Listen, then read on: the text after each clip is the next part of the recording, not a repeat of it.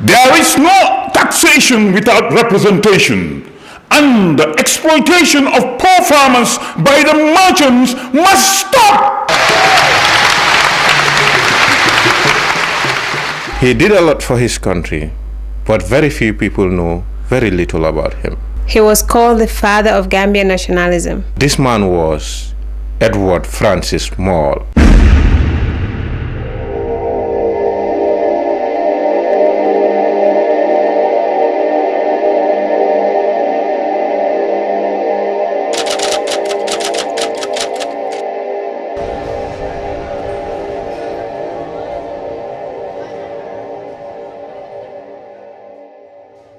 It is true that every man that sits in the shade today does so because someone planted a tree a long time ago.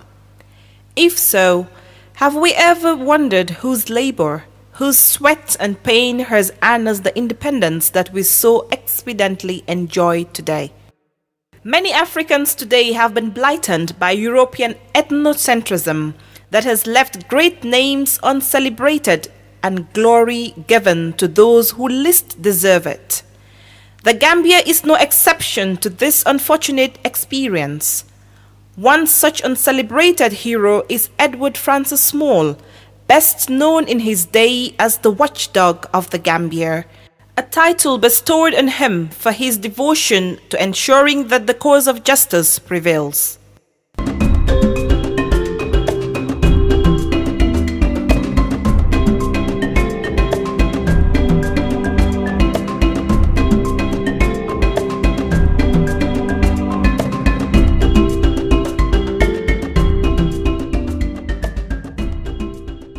Edward Francis Small was born on January 29, 1891, to John W. Small, a tailor in Bathurst, and his mother, Annie Eliza Thomas, an immigrant woman from Sierra Leone.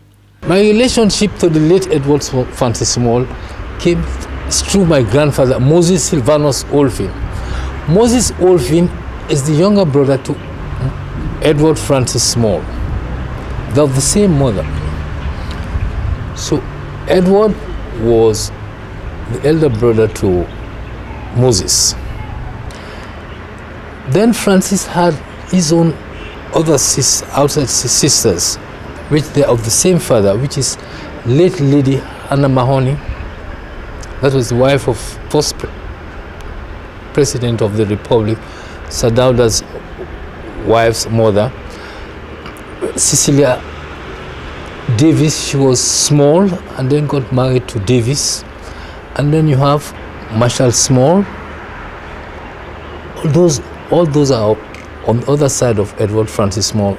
His birth coincided with a period when the colonial boundaries commission was wreaking havoc on communities through several human rights violations, such as the destruction of the social life in general and human lives in particular. When Small was born, the partitioning of Africa was complete and total. From 1884 and 1885 in Germany, over the overlordship of the German Chancellor Lord Bismarck, the European countries got together and decided on who was going to have which piece of Africa. This is the backdrop with which Francis Small was born. Small was only 5 when the cholera epidemic struck the South District of Bathurst, in which almost half the population perished. However, the little boy survived those difficult times and from a tender age showed qualities of responsibility and greatness. These eventually made him into a man who during his lifetime intrigued many in the Bathurst society of his day. Small grew up questioning the separation of peoples by boundaries, the disruption of social equilibrium in these communities through which the borders drove, and Small decided that he would make it his concern to bring to the notice of Europeans the repercussions of their political and social action in African society. I guess that's what triggered his political consciousness. Small's parents knew immediately that only education would make their son any better than they were. Annie Eliza Thomas saved her income from petty trading and decided with John that Edward was going to take advantage of the opportunity to get a sound education. Around 16 years, he left the Gambia on a scholarship to Freetown, where he went to the Wesleyan school. Now, at the end of his studies, he worked at the post office in Freetown, and incidentally, this was around the time that the Freetonians were protesting against the hot tax. Now, Small came back to the Gambia, had a brief stint at the Public Works Department, then later on worked at Moral and Prom. At a time when there were only few educated Gambians, most of whom did not wish to challenge the authority of the colonial government, Small took it upon himself as a moral obligation and sacred duty to ensure that the educated should share knowledge with those that looked up to them. Thus, as an educated Gambian in his day, Small refused to live by the culture of silence, especially when he felt that silence was a lie. He loved his country, he loved his people. For him, he was ready to die. And you see how he contested with the Europeans to ensure that truth prevailed. So he was a nationalist in the sense that he promoted the Gambia. For him, Gambia was first. One of the ploy of the colonialists then was to make sure that the educated elite did not have anything to do with the administration of the country. They relegated them to the back. And this he refused to accept. And this is, that fighting spirit, that desire and that determination to make sure that he is heard. I think this is one thing that the youths can emulate from him. As an educationist, Edward Francis Small was quick to observe and realize that our greatest strength and national asset is to have a citizenry with a free-thinking mind. As a result of such early realizations, Small worked out ways to sensitize his countrymen. Most of his teachings centered on nationhood and to arm the common man with information with which to bargain for his livelihood. This move resulted in the next great irony. Whereas in Small's opinion, sharing information with the lowly people was to heal them from ignorance, the colonial government and its loyal sidekicks perceived it as poisoning the minds of the peasants.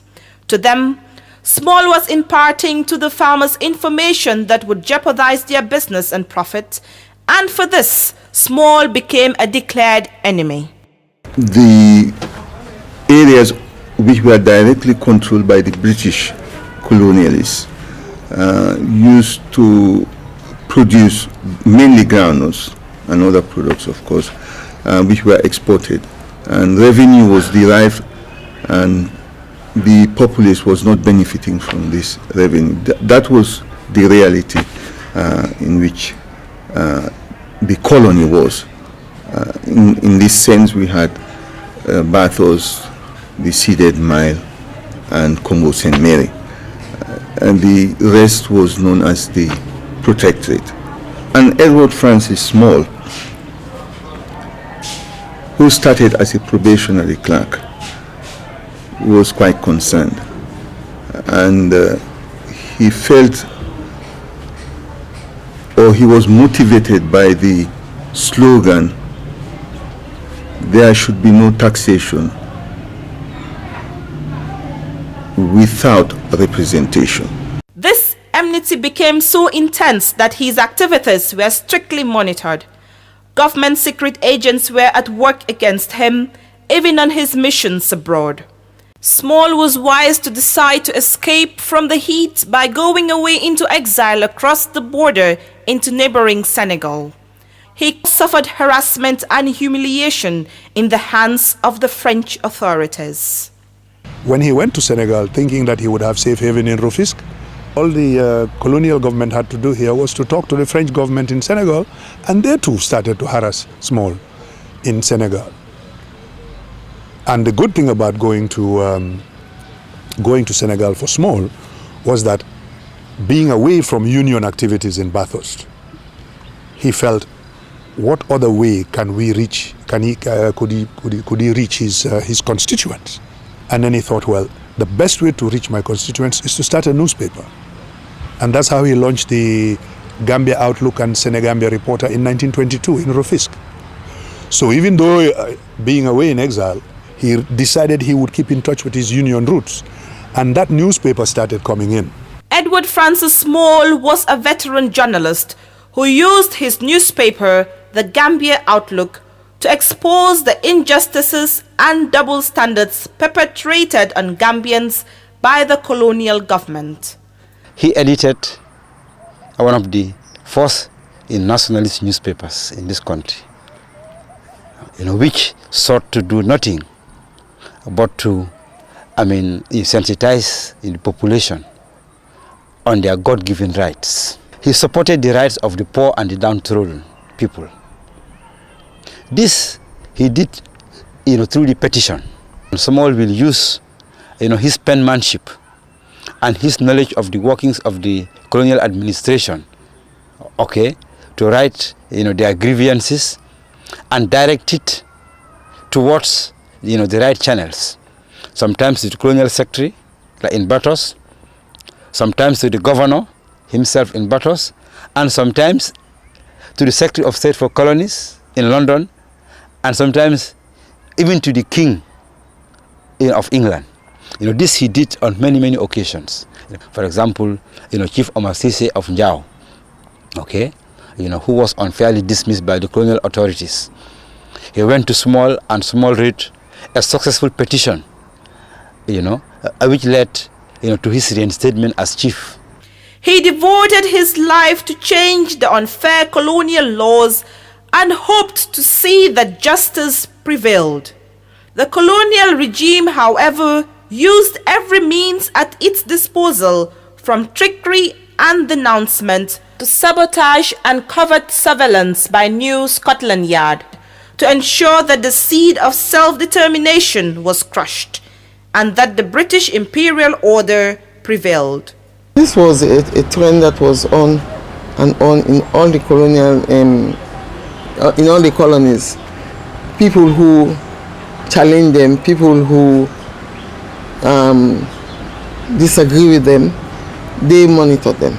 They talked negatively about so many of our people.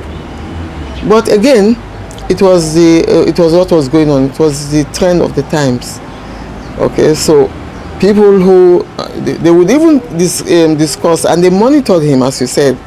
And even when Liberia wanted him as a consul, they talked negatively about him. They were not very happy about him. And sometimes it's very interesting about some of the things that the Europeans write about our people. It was not only Edward Francis Small, but even those other Gambians who resisted him, like our famous Fodikaba, Fodisila, and all these people. They wrote negatively about them. In fact, they call them rebels.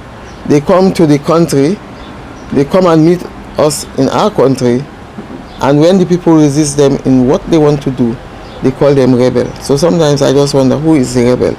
You have left your country, you have come to our country, you want to take over power, you want to control the people. And so this was the trend. In 1917, Small formed the Gambia Farmers Cooperative Marketing Association.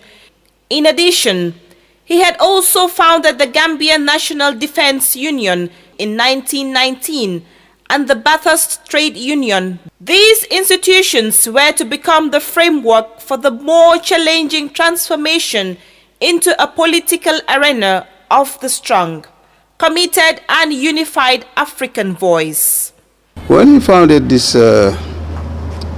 union, he took upon himself to fight for their condition of work, salaries, condition of work, etc., etc. And this was from where Small gathered a lot of followers. By this time, the colonial government had spotted Small, alleged and declared him the stubborn troublemaker. And to stop him, nothing would stand in their way. The bad blood between Small and the Europeans came to a physical showdown in what became known as the Balangar incidents. He went to Balangar as a church missionary from the Wesleyan Mission. But then when he looked at the unfair trading system that was in Balangar, Balangar was a key trading post. People were cheating at the scales. The farmers could not respond because they were illiterate. They were not schooled enough to know pounds and bushels and whatnot. And Small said, hey, I am a missionary. My missionary work is not just to tell you about Bible. I think my missionary work also asks me to tell you how to work on your own behalf so that you can get a fair returns for your farm produce. So he held evening classes to teach farmers and ordinary village folk their rights. And for doing that, that's what caused the Balangar incident. The traders over there were angry with him. And this particular trader from the United Africa Company, Mr. Walker, in the absence of the commissioner, decided that he would be the spokesman for the system, the government, while the commissioner was out of the jurisdiction. The ordinary tradition of ringing the bell to welcome the new year. I mean, it's done in all these churches. They ring the bell, 1917 turning into 1918. And Walker decided that the ringing of the bell disturbed his peace.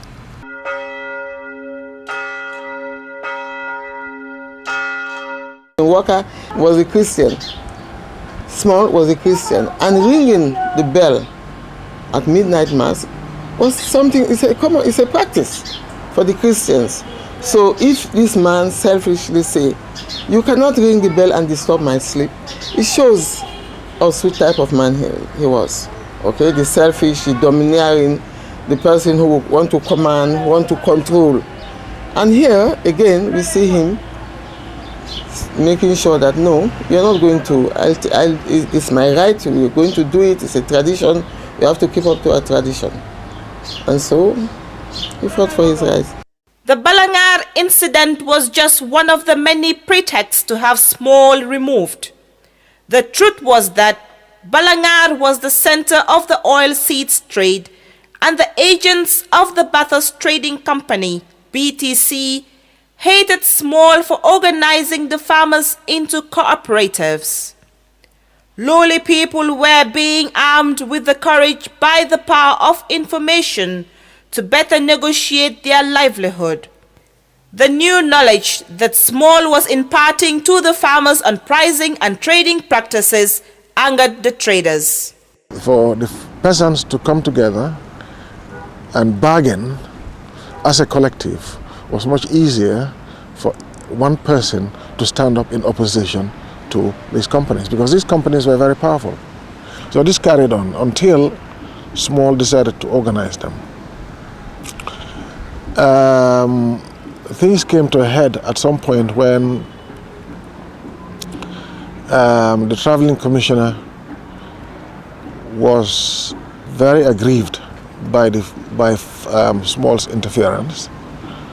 So he wrote to the governor at the time and said, Small is a man who lacks judgment, lacks courtesy, and his removal from this mission station should be done forthwith. This was dispatch that he sent to the colonial governor for the Wesleyan mission to take action so that Small can be removed. So Small was removed from that station. Small was a man who had devoted his life to raising the political awareness of Gambians. Many would concede the fact that they got to know about Small through the slogan, "No taxation without representation." It was the son of the soil who fought tooth and nail to draw attention to the need for representation in the colonial government. In fact, Small could be described as the vanguard of freedom movement, and he struggled for social justice in the Gambia. After 1917, while communism was gaining ground in Middle Europe, trade unions became perceived as a cancer for the British Empire. So when Small was described as linked subversive, meaning he was a communist sympathizer, the hero's name and reputation suffered great damage. When the idea of the National Congress of British West Africa came up, Small quit his job and went to Accra for the meeting. And there they formed this very dynamic group asking for the building of universities, the establishment of colleges, and what could be more progressive than that? But the colonial government saw the GFCMA as a quote-unquote as a hostile organization. And Governor Armitage did not like the organization, so he tried to suppress it. That was the suppressive move he was busy doing when Small had to go to Senegal in exile, away from his unions, because they thought he was unionizing. Certainly one colonial secretary by the name of CRM Walkman in 1930 was completely convinced that Small was a communist, and he branded him so. The colonial mentality is simply this: wherever there is land, it has to be either mined or used for plantation. And regardless of whether these lands are the lands that come under customary tenureship or not, so they pegged their boundaries wherever they wanted based on the pencil and ruler lines that they had drawn. Small said no, he's going to stand up and fight it and defend this country. So this was the man that formed alliances, started a trade union movement, because he also knew that it was important to organize people in trade unions, and also for the unions to have secret ballots. Because you see, he has learned from Britain their tactics, but he's using the very same tactics to defeat them. In 1947, Small was forced to reshuffle his constituents into a group of loyal folks he called the Gambia National League in order to make a decent showing in the elections for the Legislative Council. He was elected, becoming the first ever Gambian citizen to have been so duly endorsed into office at the ballot box. He was nominated to the House of Representatives, to the legislature. In fact, he was not nominated to the legislature. He was elected by the people. In those days, it was only taxpayers or yard owners who had the right to vote. Then you can imagine Banjul, in those days battles was so small. It didn't include, in fact, the protectorate. Later on, it was added to the protectorate, extended to the protectorate. But for battles, roughly 600 to 700 yard owners and so on would vote, and he was the first to be voted in. Small is indeed the father of Gambian nationalism, because really, he was the first Gambian to start the slogan, taxation but with representation. And this he did through his newspaper, through the National Council of British West Africa. And even the very idea of having representation, elected representation, started with Small. From 1919 to 1950, Small strove relentlessly to unify religious and ethnic-based associations of tradesmen and artisans under an altruistic and national common cause, but the colonial government would not relent in its strive to destroy Small and his activities by infiltrating into the very fabric that held his unions together. Since the 20s, up to the 30s, up to the 40s, the elective principle was rejected by the colonialists. So it was through constant struggle that a concession was made. Small was really, little known is known about it, but he was the one who created the basis for all that. And this is what eventually led to all these political parties, the PPP, the United Party, etc., because the work was already done. Political cohesion continued to crack along the religious divide that first raised its ugly head in the mid-40s among the youth. The phenomenon almost derailed his life's mission when a consolidated political party, the Gambia Muslim Congress, appeared in 1952 to appeal to the parochial specificities that the name suggested.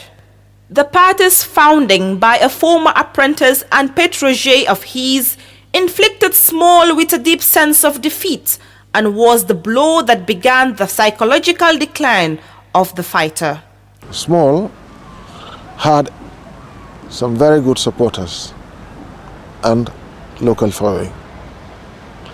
Among these supporters were Sir Samuel Foster, who was a big merchant, as well as other friends, most notably Gandhi Randall, Downs Thomas, Cotto Richards, and Mr. Jahumpa. Now, in 1935, Mr. Jahumpa's father, a Muslim, came to Mr. Small and said, "I want you to take this man under your wing and show him the way of this world."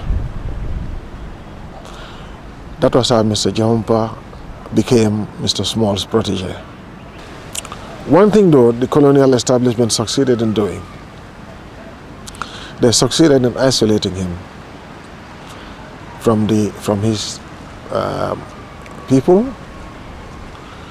and very sadly, he lost Mr. Jahumpa, and Mr. Jahumpa went out and set up his own amalgamated trade union congress, whilst Mr. Sir Sam Foster organized another organization to counter Small. Critics of Small would claim that Small has not succeeded because he died without dignity, friends and followers. They even go further to question his ability to start a political party in the Gambia. However, what these critics have failed to realize is that Small's work is to ensure that justice prevails and that Gambians are allowed to run their own affairs. It was undoubtedly through his efforts and mounting pressures that gave rise to the withdrawal of the colonial government, thus giving opportunity for the rise of political parties. He was the mentor, of many of the nationalist leaders. Like I am Gabe Jahumpa, for example. Like Mr. St. Clair Juve, who were, to become, very, very noted nationalist leaders. They passed through, the tutelage of, Small. Small also championed the ideas of workers' rights.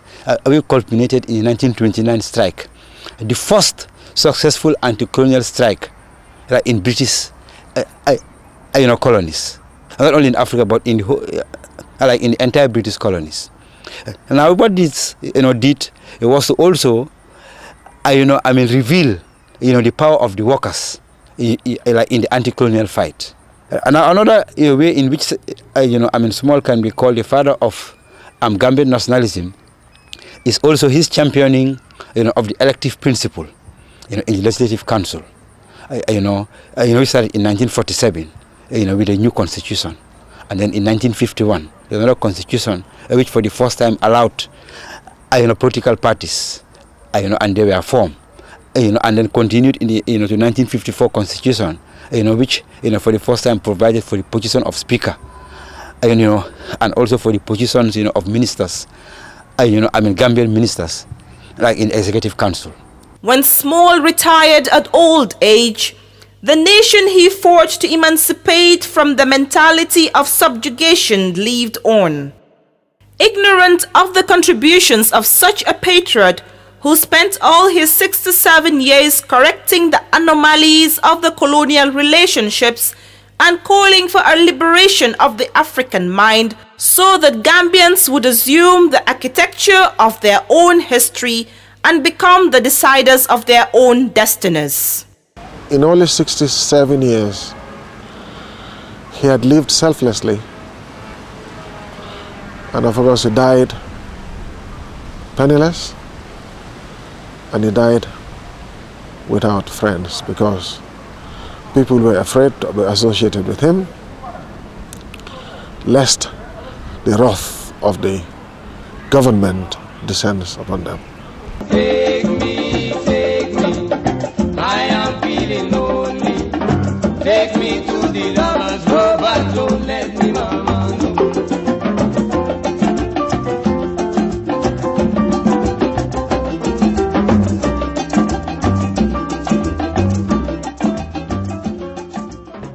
Many decades after his demise, Small remained uncelebrated until the Banjul City Council gave him modest recognition by naming a back street after him. However, in March 2013, the President of the Second Republic, His Excellency Sheikh Professor Dr. Alhaji Yahya A.J.J. Jammeh Babili Mansur, declared a change of name for the country's main referral hospital, the Royal Victoria Teaching Hospital, to the Edward Francis Small Teaching Hospital.